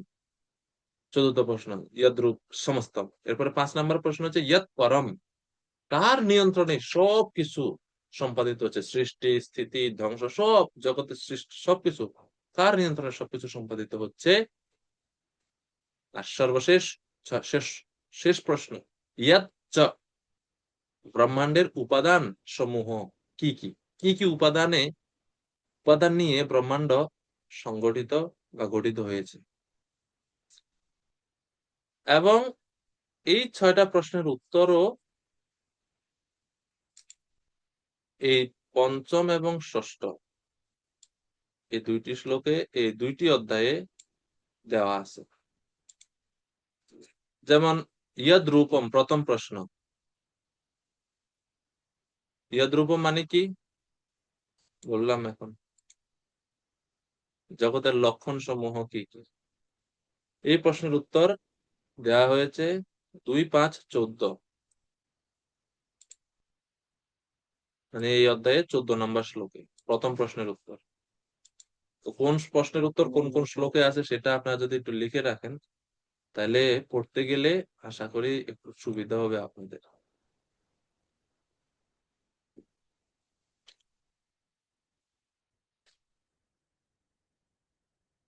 তারপরে দ্বিতীয় প্রশ্ন হচ্ছে ইয়দ অধিষ্ঠানম, জগৎ কার উপর আশ্রয় করে আছে, জগতের আশ্রয় কি, এই প্রশ্নের উত্তর দেওয়া হয়েছে দ্বিতীয় স্কন্ধের 5ম অধ্যায়ের 15, 16 এবং ষষ্ঠ অধ্যায়ের 31 নম্বর শ্লোকে। 2, 5, 15 থেকে 16 এবং ষষ্ঠ অর্থাৎ পরবর্তী অধ্যায়ে 31 নম্বর শ্লোকে।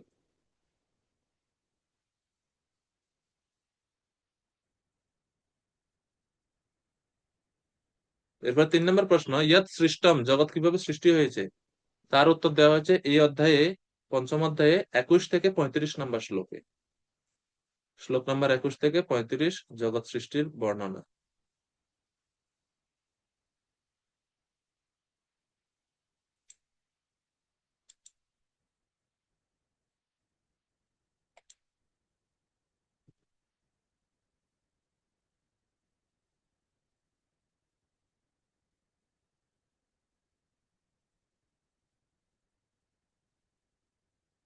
চতুর্থ প্রশ্ন, ইয়ৎ সমস্তম,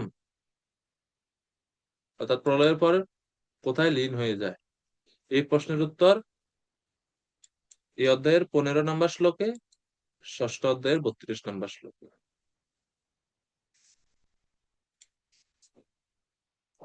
আমি আস্তে আস্তে বলতে চান, যদি লিখতে চান লিখতে পারেন। আর পঞ্চম প্রশ্ন, ইয়ৎ পরম, ইয়ৎ পরম মানে হচ্ছে কার নিয়ন্ত্রণে সবকিছু সম্পাদিত হচ্ছে, কার উপর নির্ভর করে সবকিছু সম্পাদিত হচ্ছে। ও সরি, আমি ভুল বলছি, যৎ সমস্তম, অর্থাৎ প্রলয়ের পর কোথায় এটা লীন হয়ে যায়, এটা হচ্ছে ষষ্ঠ অধ্যায়ের 39 নম্বর শ্লোক। ভুল বলছি। চতুর্থ প্রশ্নের উত্তর ষষ্ঠ অধ্যায়ের 39 নম্বর শ্লোকে আছে। আর পঞ্চম 5 নম্বর প্রশ্নের উত্তর হচ্ছে ওই যেটা আগে বলছি, এই অধ্যায়ের 15 এবং ষষ্ঠ অধ্যায়ের 32 নম্বর শ্লোক। আর সর্বশেষ প্রশ্ন, ইয়াচ্চ, কি কি উপাদান সমূহ। সেটা হচ্ছে ষষ্ঠ অধ্যায়ের 1 থেকে 16 এবং 23 থেকে 30। এই হচ্ছে প্রশ্ন এবং উত্তর। তো এটা আপনারা একটু দেখতে পারেন। 1 মিনিট, আশা করি এটা দেখলে। শেয়ার অপশন কই?